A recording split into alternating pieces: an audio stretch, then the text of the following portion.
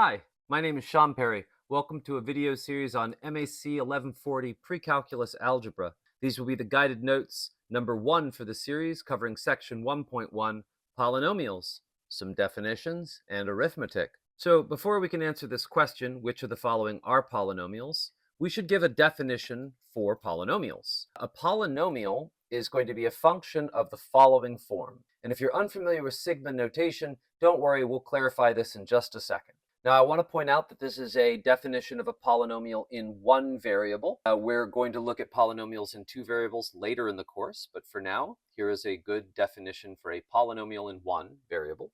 And these constants, c sub something, c sub 0 or c sub j here, these are just numbers, and we might have a number multiplied by some variable raised to a power. Now, the meaning of this sigma notation is that we want to have coefficients, c1, c2, and so on, up to this highest cn, times variables, x in this case, raised to powers, power of 1, the power of 2, and so on all the way up to the power of n. So we can see that a polynomial is either just a number perhaps, if all the rest of these coefficients were zeros, or it is a sum of monomials. Now a monomial can be thought of as something of this form, where we have c, a constant, usually going to be a real number. This says c is an element of the real numbers, times a variable raised to some power, where that power has to be a natural number. In other words, it has to be either 1 or some positive integer, whole numbers only.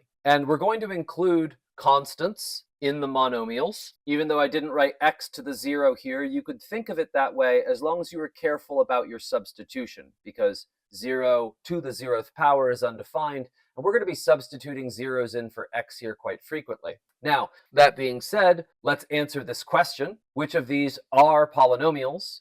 Well, here I have 6p to the 8. There's no problem there. All of the rest of these coefficients were simply zeros except for the 8th one, which we have a whole number, positive integer in the exponent, and we have a coefficient here. This is a polynomial. What isn't a polynomial? Well, here I have a minus 8. We required our exponents to only be whole positive numbers or 0, and so this would rule it out. Likewise, this one here has a radical. Remember, radical something is that something to the 1/2 power. No fractional exponents are allowed, only non-negative integers. This is a line. This is a linear function, 7r plus 9, but that's 7r to the 1. This is a monomial, and so is this. So this is a sum of monomials. This is a polynomial. Likewise here, we go through and check. All of our powers are whole positive numbers. This is a polynomial. Here I have a quotient that's been given. Now, dividing by a polynomial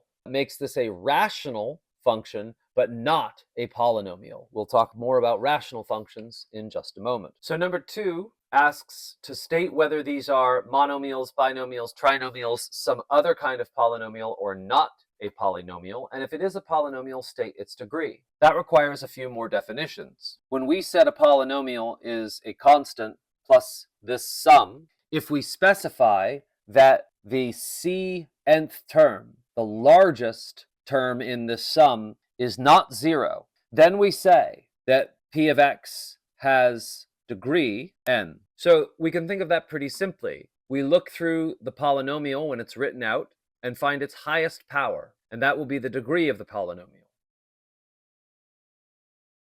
So one thing that occurred to me that I needed to clarify, which I would not be able to sleep if I did not clarify, is that if all of these c sub j are 0, so there's only a constant term, then we would say that the degree of the polynomial was 0. If there's at least one term with an x in it, we take its highest power, and that's going to be the degree of the polynomial. But if there are no x's, if we're just talking about the degree of, say, for example, the number 1, that would be said to have degree 0. But there's one more layer to this. If the polynomial is this very special polynomial that is identically 0, so it's what we call the 0 polynomial, then the degree has to actually be smaller than the degree of a constant, which is 0, a non-zero constant. And that's because when we do the division algorithm, when we do long division of polynomials, we need the remainder to be of lesser degree than whatever the divisor is. And we're not talking about ever dividing by 0, but if we're dividing by a constant, we need the remainder to be of lesser degree than that. And the only way that that can happen is if we pick a number, and some textbooks have -1, some textbooks use -infinity, but in order to make the division algorithm make sense, you just have to pick some number that's smaller than 0 to be the degree of the 0 polynomial. If it's a constant, it has degree 0, and if it has any x's, you take their highest power, and that will be the degree of the polynomial. Okay, back to the video. So one thing that occurred to me that I needed to clarify, which I would not be able to sleep if I did not clarify, is that if all of these c sub j are 0, so there's only a constant term, then we would say that the degree of the polynomial was 0. If there's at least one term with an x in it, we take its highest power, and that's going to be the degree of the polynomial. But if there are no x's, if we're just talking about the degree of, say, for example, the number 1, that would be said to have degree 0. But there's one more layer to this. If the polynomial is this very special polynomial that is identically 0, so it's what we call the 0 polynomial, then the degree has to actually be smaller than the degree of a constant, which is 0, a non-zero constant. And that's because when we do the division algorithm, when we do long division of polynomials, we need the remainder to be of lesser degree than whatever the divisor is. And we're not talking about ever dividing by 0, but if we're dividing by a constant, we need the remainder to be of lesser degree than that. And the only way that that can happen is if we pick a number, and some textbooks have -1, some textbooks use -infinity, but in order to make the division algorithm make sense, you just have to pick some number that's smaller than 0 to be the degree of the 0 polynomial. If it's a constant, it has degree 0, and if it has any x's, you take their highest power, and that will be the degree of the polynomial. Okay, back to the video.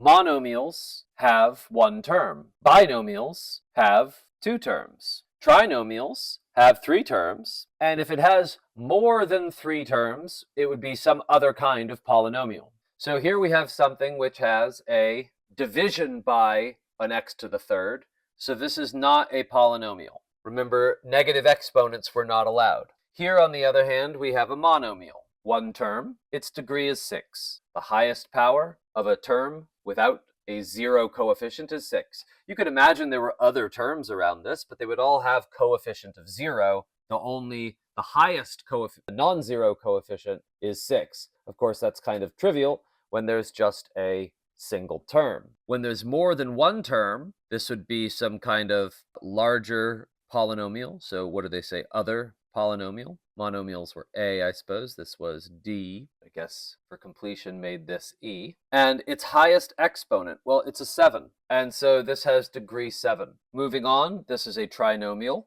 C. And its highest degree is a 6. Likewise, this is a binomial, B. And its highest degree was also a 6. The highest, we look at the degree of each monomial, and the biggest one is the degree of the polynomial. Question 3 says, is this a rational function? Well, it would be good to have a definition of a rational function then. So a rational function r of x can be written as a polynomial p of x divided by a polynomial q of x.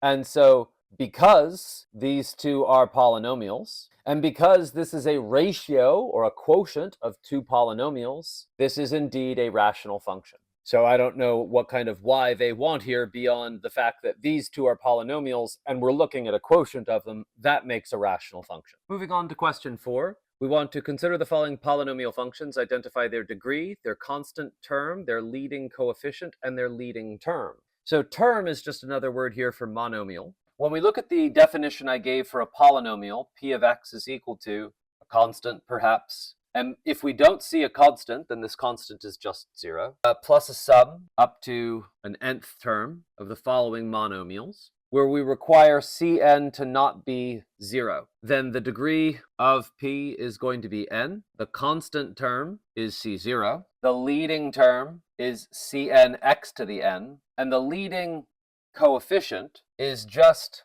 Cn, the coefficient of the leading term. So here we have the largest monomial degree is 9. So the degree of this polynomial is overall 9. Its constant term is minus 1/16.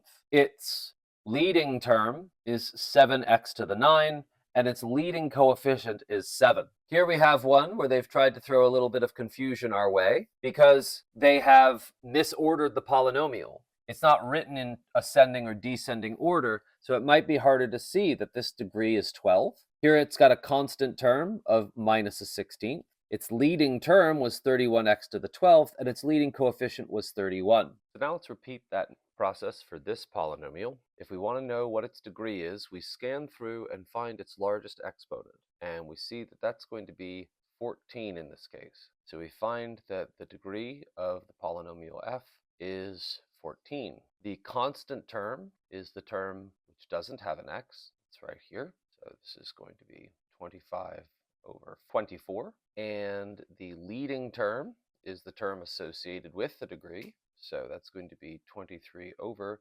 25, x to the 14 as the entire monomial term representing the leading term. And this part here, the 23 over 25 part, that is your leading coefficient. Here we have a question or series of questions about domain and range. Now, domain is an easy question when it comes to polynomials. For all polynomials, there are no numbers I could not plug in for x. So the domain of p of x will always be negative infinity to positive infinity. And the same is true for polynomials of odd degree and their range. For odd degree polynomials, the range of p of x is also negative infinity to positive infinity. We'll see why looking at a graph in just a moment. But I want you to notice that for even degree, the range is a bit of a trickier question. Let's consider the first problem, problem 7. We have x squared plus 7x plus 10.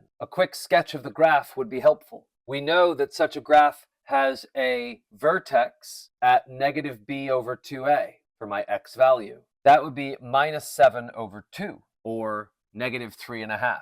At minus 7 over 2, this will have a vertex. And we know from college algebra that this is going to be an upward pointing parabola because it has leading coefficient, which is positive. If I plug that value in, negative 7 over 2, I get negative 7 over 2 squared plus 7 times 7 over 2 plus 10. This is going to be 49 over 4 plus 49 over 2 plus 10. And diving right into this fraction arithmetic here, we're going to get 49 over 4 plus 98 over 4 plus 40 over 4. And of course, correcting this silly sign error that I've made right here, we will have negative 9 over 4. Negative 98 plus 89 is going to be negative 9 over 4. So down here at negative 9 over 4, we have our y value. And since this is an upward pointing parabola, we have something that looks like this. And we can see then that that is actually my lowest y value. My domain is going to be negative infinity to positive infinity. My range, on the other hand, is not.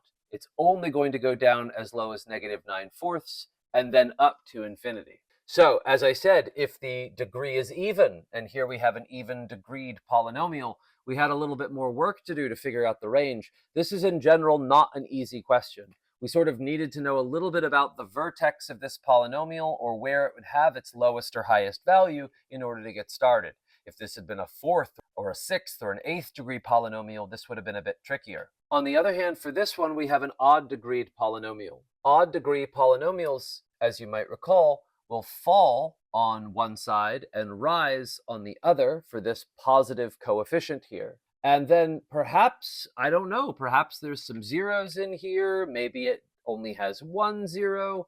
Maybe it has sort of a reflection and then 2 zeros. We don't know, nor do we really care about its behavior in the middle here. What we know is that it attains every value because it's continuous, and we know that it is going to go infinitely far down and infinitely far up. So the domain of this thing, there's no values I can't plug in. It's negative infinity to positive infinity. Its range is likewise negative infinity to positive infinity. Finally, let's take a peek at this rational function here. What you might recognize is that this is a translation of the function 1 over x. 1 over x has two asymptotes, a horizontal and a vertical asymptote. Here you can see it never really hits 0. 0 is not an allowed value to plug in. And here, it's never going to get down to 0. So what about this one? What about this polynomial? What value are we not allowed to plug in? Well, quite simply, we're not allowed to plug in the value that makes the denominator 0, which is going to be negative 21 in this case. So in other words, our function is going to have an asymptote at negative 21.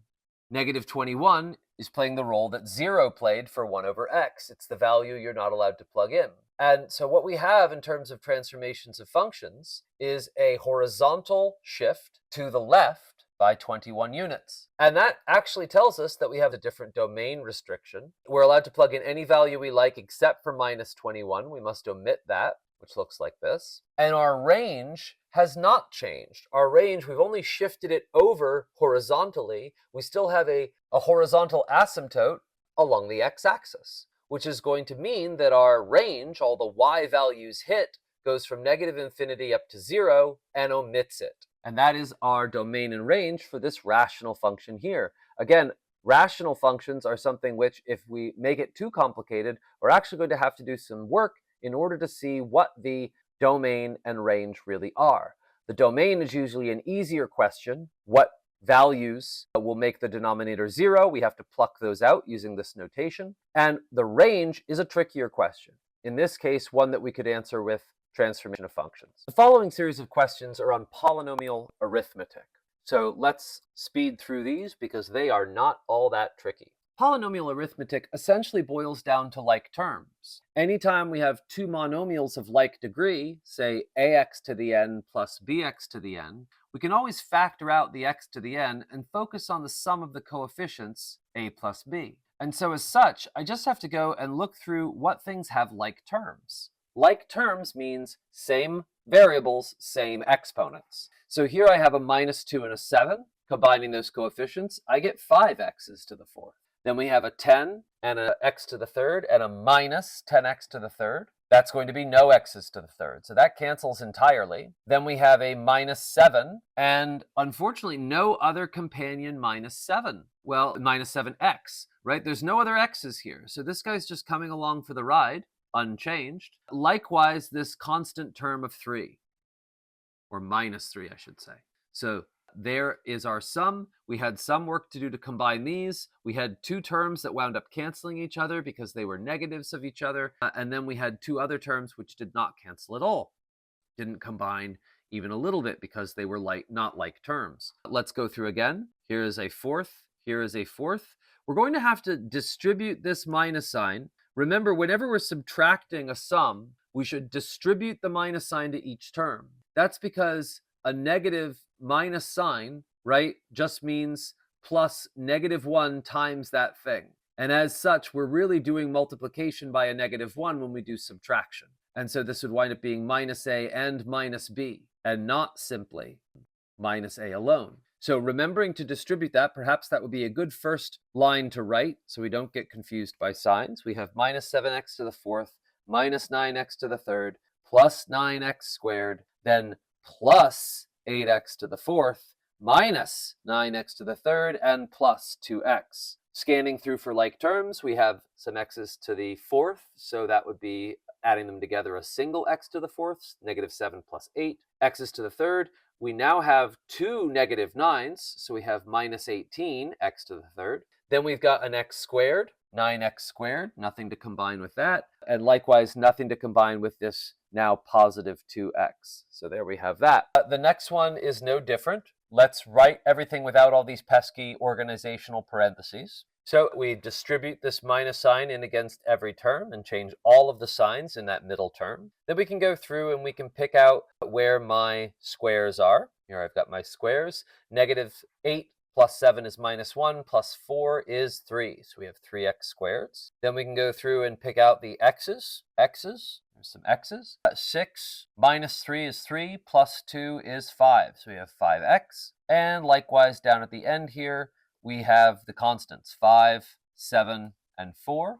5 plus 7 is 12, plus 4 is 16, and we're done. Same thing with this one. It's written a bit out of order with some changes from descending to ascending order, but that's no big deal, right? This is 9x squared minus 5x minus 7 minus 4x plus 6x and minus 7 when we distribute this sign accordingly. Scanning through for x's squared, there's only one. There's just the 9x. Oh, that's because I missed this square on this 6x. Okay, so there's 9x squared plus 6x. That's 15x squared. Then we have minus 5x minus 4x. That's minus 9x. Minus 7 minus another 7. That's minus 14. And that's all of our terms. So we're done. So now let's get into some multiplying polynomials together. The main rule is the distributive property, of course. And to recall from our exponent properties, what happens when I multiply x to the 4th times x squared? Well, when you multiply like bases, you sum the exponents. And when we multiply the coefficients. So 6 times 2 is 12.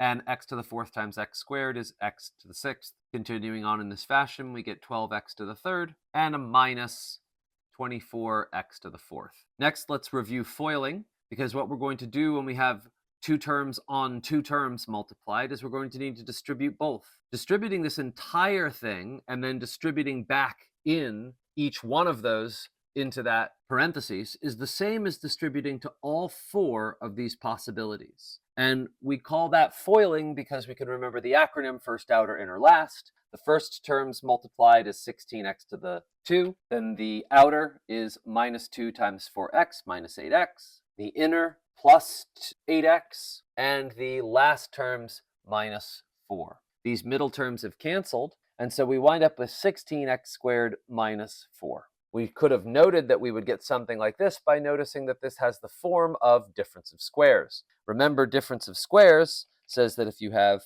the difference of two squares, it factors as the sum and times the difference of their roots. Here we have something a bit more general. Let's FOIL it out. First, we've got 4w squared. Outer, we've got minus 20. Inner, we have plus 3w. And last, we have minus 15. There are two like terms in the middle, so this gives us 4w squared minus 17w plus minus 15. So to handle a square, you're going to want to think of this as being something times itself. 4z minus 5 times 4z minus 5 and square it. That will give you a first term, 16z squared, but then a middle term of minus 20z, and an outer term of minus 20z, and a last term of minus 25. Notice, as opposed to difference of squares, these two do not cancel, and you wind up with 16z squared minus 40z minus 25.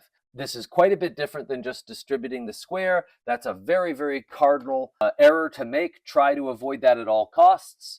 It's a common error, but one that can be avoided, and it simply doesn't make sense. It does not make sense to distribute the square, plug in any numbers, and see that that's the case. If I have x plus 1 and I square it, then that's going to be x plus 1 times x plus 1, which is x squared plus 2x plus 1. If you were to plug in 1 here, you'd get 2 squared, and that would be 4. If you were to plug in something into, say, x squared plus 1, 2 into this would be 5. And so these cannot be the same, right? It cannot be the same. They cannot be equal. Just try plugging in 1 and see what happens. So I probably said too much about that. Let's continue on to this one. Here we're going to do something a little bit fancier than foiling. We are going to distribute each term, right? We have not just 2 on 2, we have a 3 on 2. We have to distribute everything. I think it's probably easiest if we distribute each one of these terms over here against each one here. For example, 1p times 2p squared is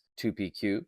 1p times 7p is 7p squared. And 1p times 3 is 3p. Then if I distribute the other term, the plus 10, again, against each term, I'm going to have 10 times 2p squared, that's 20p squared. I'm going to have 10 times 7p, that's going to be 70p, and 10 times 3, that's 30. Notice how I've written them over here. I've stacked them. And I've done that for a reason, because now once I take their sum, I can just take a column sum.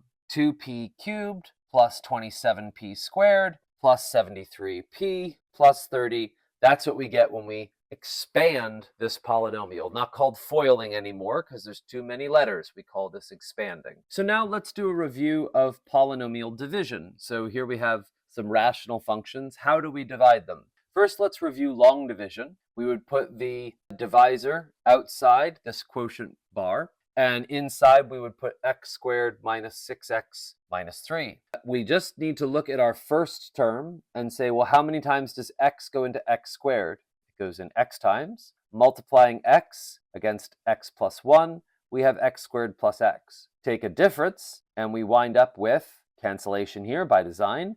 Minus here gives us 7x. Drop the next number down, just like regular long division, and continue.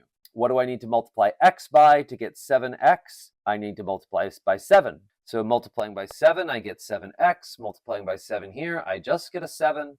And taking the difference, we wind up with minus 10. We've reached the end of the quotient bar, so this is our remainder. And to write it in the appropriate form that's requested, we should write this as x plus 7 minus 10 over the original divisor x plus 1. Things don't get too much more complicated when the division gets longer. As long as we stay in the long division form, this is all we're going to do. So writing things out again, I put the dividend, the thing being divided, into this section here. Be very careful. If there are any skipped places, you need to hold position with a 0 coefficient. That's one of the most common errors here. But I don't see any in this problem. No coefficients have been zeroed out. And likewise over here, we're going to want to put x squared plus 12x plus 19, the divisor. So we just need to look at the leading terms, right? X squared, what do I multiply to get x to the third? A single x. Notice how I put that in my x's column.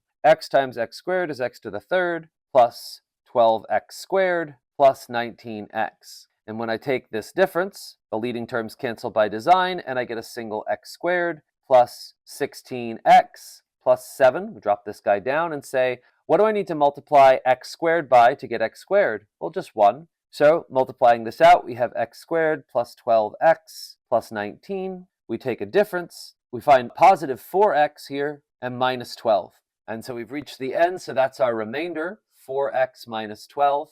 And so to write that in the appropriate form here, we would say that this quotient is x plus 1 plus 4x minus 12 divided by the original divisor of x squared plus 12x plus 19. And that's all there really is to polynomial long division. Let's do one more.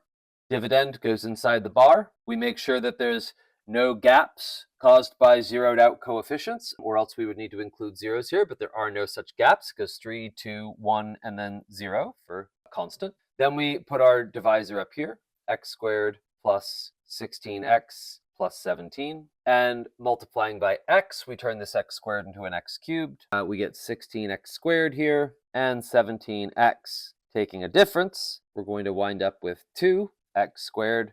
This difference here will give us 2 and 3, so 32. And dropping that 20 on down. Now I'm going to need a 2 here in order to get x squared to be 2x squared. And then continuing to multiply everything, we have 32x. Multiplying this 17, I have 34. We take this difference, and we're going to wind up, let's move this over, and we're going to wind up with cancellation in these first two bits, but then 20 minus 34 is negative 14. So that's our remainder, is minus 14, and that tells us that this has a quotient of x plus 2, and then we have a remainder of minus 14 over the original divisor of x squared plus 16x plus 17. Now they request us to deviate from this method and use synthetic division. Long division also works just fine, but it's much faster to use synthetic division when you have a term that looks like x minus some constant. If x minus that constant is equal to 0, then the root is that constant, but positive. Likewise, if this had said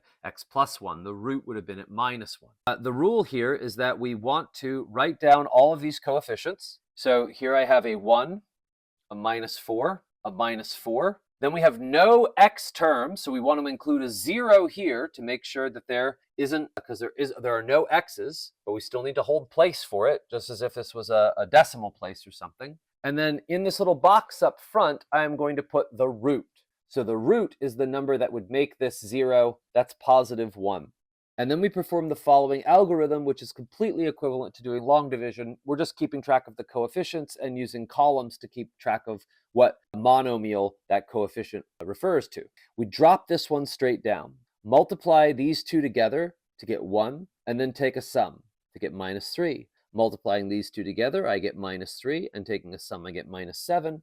Multiplying these two together, I get minus 7. Dropping this down, multiplying this out, and finally one more sum. That's it. We are done. And what we have found are the coefficients of a new polynomial. If this was x to the 4th, this drops down to x to the 3rd, drops down by 1. And we just have x to the 3rd minus 3x squared minus 7x minus 7 with a remainder of minus 6. And so to write that in the appropriate form, we would say that this quotient is this minus 6 over the original divisor of x minus 1. That's our remainder term here. So is it a factor?